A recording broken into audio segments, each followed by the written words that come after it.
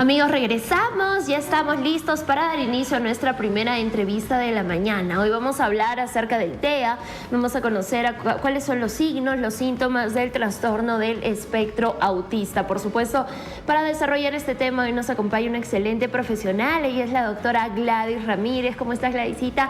Feliz miércoles, bienvenida a tu casa, nuevo día más. Feliz de estar con ustedes, Fiorelita, compartiendo un tema tan importante. Hace poquito, el día 2 de abril, se celebró el Día Mundial de la Concienciación del Espectro Autista. Y considero que es muy importante que en la casa y en la familia podamos entender un poquito más de este tema. Así es importante que conozcamos, ¿no? Definitivamente hoy en día se habla mucho de este tema, se habla mucho de la inclusión, pero poco es lo que sabemos al respecto, ¿verdad?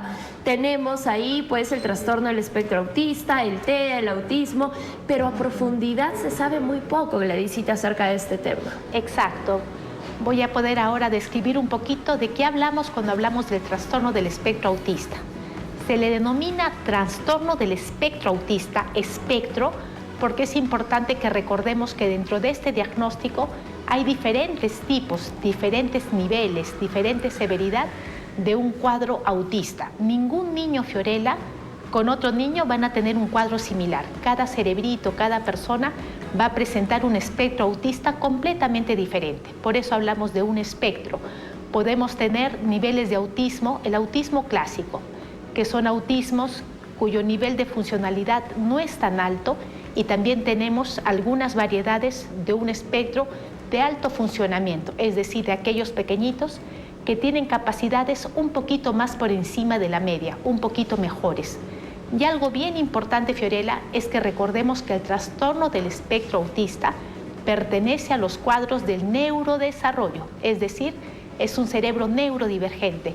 Antiguamente, Fiorella, habían muchas suposiciones, muchas hipótesis de lo que era un espectro autista. Se llegaba a decir, lamentablemente, que este cuadro se originaba por estas mamás frígidas, estas mamás poco empáticas, estas mamás desconectadas. Totalmente falso. El trastorno del espectro autista afecta a todas las personas, a todas las culturas, a todas las razas, a todas las etnias.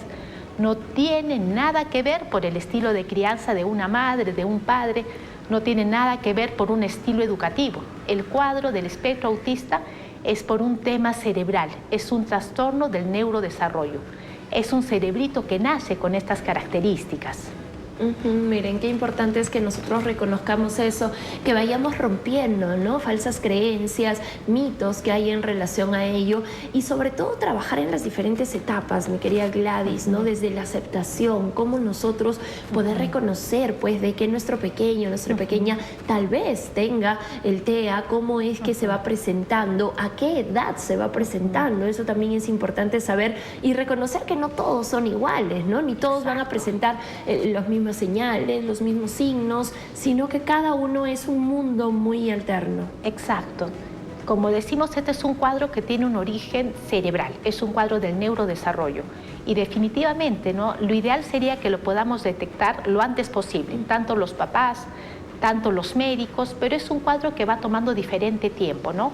Pero algunas características comunes de este cuadro del espectro autista, que como tú dices, Fiorella, es un abanico, por eso es un espectro, ¿no? Tenemos diferentes niveles de severidad, diferentes niveles de desarrollo, pero algo bien característico de este cuadro es que van a haber una tríada de afectación.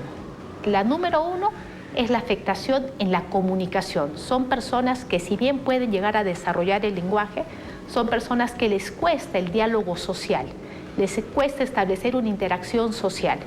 Son cerebritos que tienden a tener conductas muy repetitivas, muy rígidas, muy obsesivas.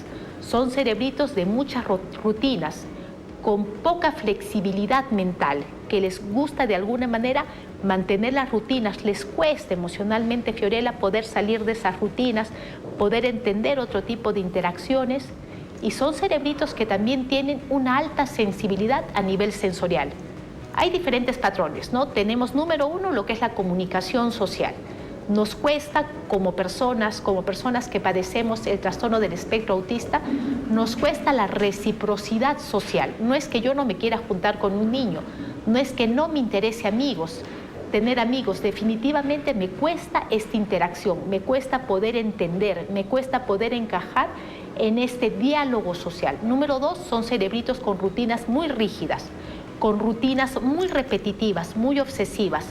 Son cerebritos que tienen cierta ceguera mental, así se le dice. Les cuesta poder entender lo que la otra persona siente, poder captar ciertas sensaciones, porque tenemos diferentes tipos de lenguaje, Fiorella. Hay un lenguaje que es el lenguaje verbal, pero también tenemos un lenguaje no verbal. Los gestos que hacemos, la mirada que establecemos, la forma del rostro, el tono de voz con el que hablamos, y a los cerebritos con el espectro autista les cuesta poder entender estas señales ocultas, estas señales no verbales, poder de alguna manera pesquisar si esta persona está molesta, si esta persona lo dice con un doble sentido. Les cuesta mucho entender el sarcasmo, entender lo que es la ironía. Son cerebritos que son muy literales en percibir los contenidos. Son personas que también les cuesta lo que es el juego imaginativo, y este es un dato muy importante para los papás. Si nosotros tenemos a un pequeñito que ya está en los 2 años, que es la edad en la que se da el juego simbólico, ¿a qué me refiero con esto? Que el pequeñito puede coger la banana, el plátano, y puede jugar como que está hablando por teléfono con ese plátano. Le damos un significado además de lo que realmente es. Yo le empiezo a dar de comer a la muñequita, estoy haciendo que la muñequita sea una persona que está de hambre. A las personas con el espectro autista les cuesta, no pueden establecer este juego simbólico, no pueden darle vida a este personaje de juguete. También les cuesta hacer parte de su juego a una segunda persona, a poder interactuar. Estoy jugando contigo a las carreras, estoy jugando contigo a que tú eres la mamá, a que yo soy la bebé. Les cuesta mucho este tipo de juegos. Ellos tienen juegos más repetitivos y se fijan más en ciertas piezas que en el contenido global del juego. Por ejemplo, en el tema de los carritos, que eso es algo que muchos papás lo refieren, ¿no? En vez de estar jugando con el carrito, en vez de hacer la competencia con mi persona, que yo avanzo, luego él avanza, hace como que chocamos, se queda viendo las rueditas, se queda moviendo las ruedas. Tienen una fijación más que en el juego en sí, más que lo que representa este juego en la interacción con la otra persona, en ciertas piezas del juguete. Son personas que también a nivel sensitivo son mucho más sensibles, Fiorelas. Ahí tenemos, por ejemplo, estos pequeñitos que cuando en la casa prendemos la licuadora, prendemos la aspiradora, se tapan los oídos. No lo hacen por llamar la atención, no lo hacen por de alguna manera hacer un berrinche. Literalmente, Fiorella, a nivel sensitivo, el espectro autista son personas que pueden ser hipersensibles a diferentes sentidos o pueden ser hiposensibles. Hipersensibles a nivel auditivo, pueden ser hipersensibles a nivel del olfato, a nivel del gusto, o hiposensibles. Ahí tenemos, por ejemplo, lo que son estos pequeñitos que pueden entrar en conductas autolesivas. Se pueden golpear su carita, se pueden arañar, se pueden llegar a hacer lesiones fuertes y realmente no tienen esta sensación de dolor como realmente es, no les duele porque son hiposensibles al tacto. Hay diferentes cuadros, no todos los pequeñitos son iguales, pero poder decir exactamente un cuadro al inicio es complicado. Más o menos ya se han visto diferentes estudios, la media en la que los papás ya se van dando cuenta que este cerebrito, que este pequeñito que tenemos está manifestando conductas fuera de lo típico, fuera de lo habitual, es más o menos al 1 año y medio. Son esos pequeñitos que ya cuando se tienen que establecer ciertas claves de lo social, como es la sonrisa social, como es establecer el contacto visual, nos damos cuenta que nuestros pequeñitos no les gusta establecer contacto visual, no les gusta que los abraces, se muestran reacios. Nos damos cuenta también que son estos pequeñitos, hay muchas descripciones, pero lo más habitual que te dicen los papás en los primeros años, en los primeros meses de vida: doctora, no hace ni un problema, duerme, no se mueve de su cunita, no llora, no pide, no reclama, y luego nos damos cuenta que más que sea un tema de tranquilidad, un tema de pasividad, es que este cerebrito no se está inmutando. También tenemos el tema de los pequeñitos que no les gusta que vaya muchas personas, que ciertos sonidos nos los ponen hiperactivos, nos los pone reactivos. Entonces ahí es muy importante que los papás, de manera cariñosa, de manera paciente, podamos buscar la ayuda de un profesional entre antes podamos determinar que existe un cuadro del espectro autista o podamos definitivamente ya descartar un cuadro del espectro autista, mejor, Fiorella, porque entre antes se haga la intervención, entre antes se trabaje el tema social, se trabaje el tema sensorial, se trabaje el tema del lenguaje, enhorabuena, ¿no? Podemos permitir que se dé un desarrollo mejor.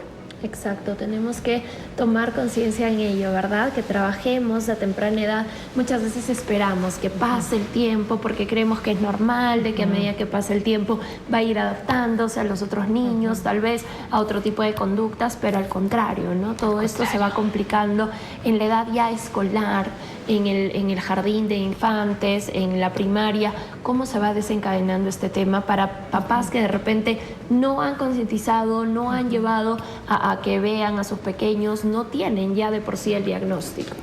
Es duro, ¿no? No podemos juzgar a ninguno de los papitos porque definitivamente, ¿no? Para cualquier papá ver algunas conductas que no son las habituales, no podemos hablar de normalidad, es doloroso, ¿no? Y también nos pasa que en la familia, con las ganas de apoyarnos, pero no es adecuado, no nos termina ayudando, dicen, no, tranquila, ya va a pasar, es parte de, pero si ya como papás nos estamos dando cuenta que hay ciertas conductas que no son adecuadas, que mi niño socialmente no se permite interactuar con otros pequeños, recordemos que no es por un tema de que yo soy muy tímido, de que yo soy muy introvertido, es por un tema de que me cuesta poder entender, poder de alguna manera percibir qué tipo de cosas yo tengo que hacer. Y son pequeñitos, ¿no? Que definitivamente en el tema de la escolaridad son vistos como los niños raros, como los niños extraños. No quieren jugar con los demás pequeños, no les gusta tanta bulla, tanto movimiento, tanta gente, prefieren tener juegos más solitarios, tienen juegos más rutinarios, algo que es típico del espectro autista, que son cerebritos de rutina, son cerebros poco flexibles, porque la novedad, los cambios los aturden, Fiorella. No es que no quieran, literalmente los aturden. Recordemos que es un cuadro del neurodesarrollo, es un cerebro diferente, con un desarrollo diferente, y ver este tema de los movimientos, de repente de los gritos, de las risas de los compañeros, me los pone nerviosos porque son sensorialmente más sensibles, no les gusta el juego habitual del resto de compañeritos, no tienen los intereses ni la temática ni el diálogo del resto de compañeros, son cerebritos que son más de rutinas rígidas, que son de juegos repetitivos, que les gusta ordenar sus juegos de una manera especial, que no les gusta hablar mucho, que no responden mucho, y se les ve, ¿no? El resto de compañeritos, no por maldad, porque también están entendiendo cómo es la vida, los ven como los niños raros, de repente los maestros los ven como los niños poco colaborativos, y ahí es bien importante que tanto las mamás de estos pequeñitos, de los compañeros, que le pueden contar a la mamá, mamá, mi compañero no juega,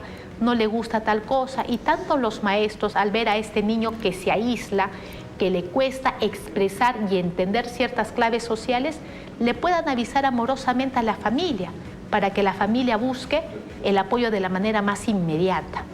Y algo importante, Fiorella, no tenemos ahora un estudio a nivel de sangre, algún tamizaje, algún examen imagenológico que nos pueda permitir diagnosticar el trastorno del espectro autista. ¿Cómo se diagnostica, Gladys? Ya sabemos que la medicina está avanzando increíblemente, Fiorella. Ya hay muchos estudios y en un futuro no muy lejano se va a poder diagnosticar a través de las pruebas imagenológicas. Pero el diagnóstico es la clínica, Fiorella. Es poder asistir con un médico que ya trabaja en este tema, que ya conoce en este tema, que habla con la familia, que puede averiguar acerca de los antecedentes. Tenemos que saber cómo ha sido el embarazo de la mamá, si es que ha habido alguna complicación durante el embarazo, cómo ha estado emocionalmente la mamá, cómo ha sido la situación de parto, cómo ha sido la situación perinatal, cómo han sido los primeros meses del desarrollo, y la parte genética es importante. La heredabilidad de este cuadro es alta, es de un 60 a un 80%. También saber si es que probablemente algún familiar también pertenece a algún nivel del espectro autista. Y número uno es lo que es la evaluación clínica. Poder dialogar con toda la familia, poder evaluar al pequeñito, ver cómo es su juego, ver cuánta es su capacidad de poder interactuar, si es que percibe ciertas claves sociales o les cuesta, si es que establece un contacto visual, si es que hay un buen desarrollo del discurso, si es que tiene la capacidad de expresarse tanto verbal como no verbalmente. Algo que es bien clave, ya lo que dicen muchos los papás, es el tema de señalar. El niño que no pertenece al espectro autista te señala para pedirte algo, pero también te señala para mostrarte algo que hizo, te señala para mostrarte el dibujo, te señala para pedirte tu agua. El niño del espectro autista básicamente te señala para pedir algo. Nos señalan para que tú veas, para mostrarte algo que hizo, no es algo que está dentro de su repertorio. También ver el desarrollo del lenguaje, ¿no? Si es que ha tenido algún retardo en el inicio del desarrollo. Esa es también una de las situaciones por la que la familia busca apoyo, porque no empezó su balbuceo a la edad que tenía que ser, porque no empezó a decir sus primeras palabras al año y medio, porque no construía todavía frases de 2 palabras a los 2 años, ciertas situaciones. Entonces el médico, psiquiatra infanto-juvenil o el neurólogo pediatra hace la evaluación clínica, descarta que no haya otro tipo de temas, que no hay un tema de retardo mental, porque 2/3 partes de los niños con espectro autista pueden ir con diferentes grados de retardo mental. Tiene que también determinar cómo está el vínculo en la familia, porque definitivamente si tenemos un pequeñito que está creciendo en un entorno familiar donde no hay diálogo, donde no se le enseña, donde no se le muestra, donde no se le permite la expresión, este pequeñito muchas veces no establece pues un diálogo porque nadie se lo enseñó. Este pequeñito no percibe porque nadie se lo mostró, ¿no? Tenemos que establecer las cosas diferentes. Y algo que se está trabajando mucho ahora, Fiorella, no podemos trabajar solamente con el pequeñito, con el posible espectro autista. Tenemos que trabajar con toda la familia, porque no es solamente este niño, es cómo este niño acompaña a esta madre, a este padre, a esta hermanita mayor que no pertenece al espectro autista. Definitivamente tiene una repercusión a nivel de toda la familia y no nos podemos enfocar solamente en una persona. Así es, atentos con toda esta información.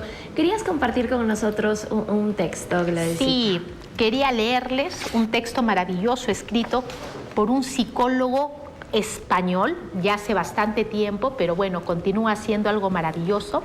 Es ¿qué nos pediría un niño con autismo? Para que los papitos lo escuchen. ¿Qué pediría un niño con autismo? Ayúdame a comprender, organiza mi mundo y facilítame las cosas para que anticipe lo que va a suceder. Dame orden y dame estructura, evítame el caos. No te angusties conmigo porque yo me angustio. Respeta mi ritmo, siempre podrás relacionarte conmigo si comprendes mi modo especial de entender mi realidad.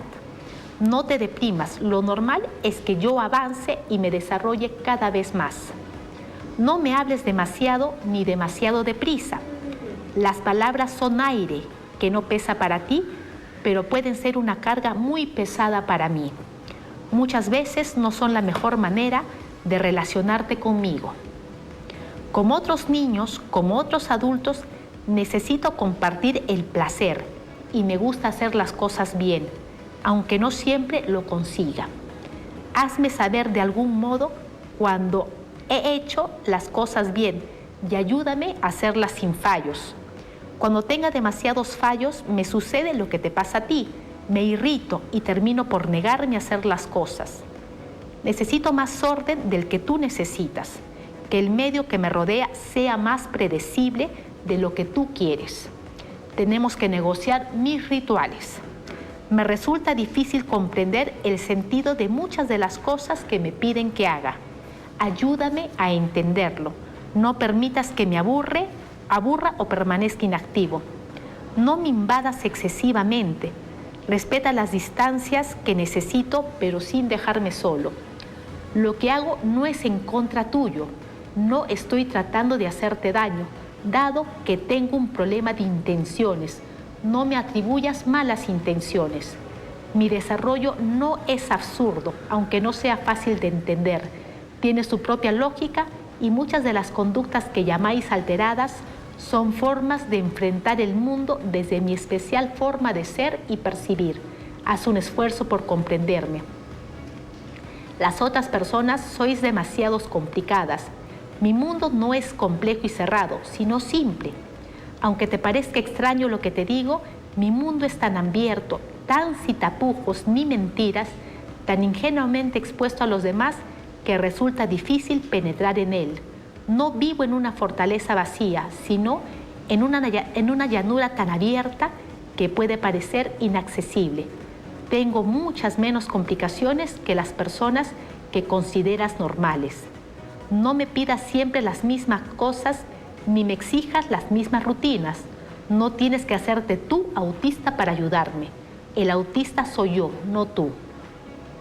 No soy solo autista, también soy un niño, un adolescente o un adulto.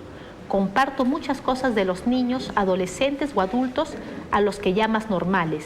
Me gusta jugar y divertirme. Quiero a mis padres y a las personas cercanas. Me siento satisfecho cuando hago las cosas bien. Es más lo que compartimos que lo que nos separa. Merece la pena vivir conmigo.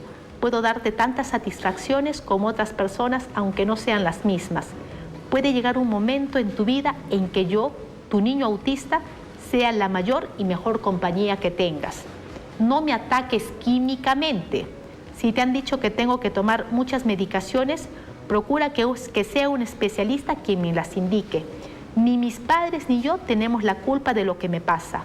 Tampoco la tienen los profesionales que me ayudan. No sirve de nada que se culpen unos a otros. Miren qué bonito, ¿no? Y eso es lo que nos pedirían, lo que nos pediría un niño con autismo. Así es que necesitamos trabajar en este tema, necesitamos acudir al especialista, no normalizar nada, hacerle sus pruebas y trabajar en la terapia, ¿no? Son niños definitivamente que tienen una luz propia y hay que trabajar en el tema de la inclusión, pero de verdad, que no quede simplemente en una palabra, sino sepamos, conozcamos, dominemos este tema para trabajar y tener un mundo más inclusivo. Mi querida Gladysita, recomendaciones finales.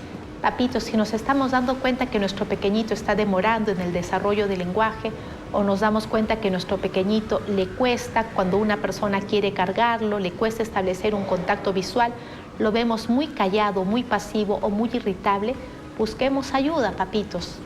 Es entendible que haya mucho miedo, mucho temor, pero recordemos que es un cuadro que entre antes se detecte, enhorabuena, para trabajar la parte social, la parte del lenguaje, el entendimiento de las reacciones sociales. Busquemos ayuda, papitos.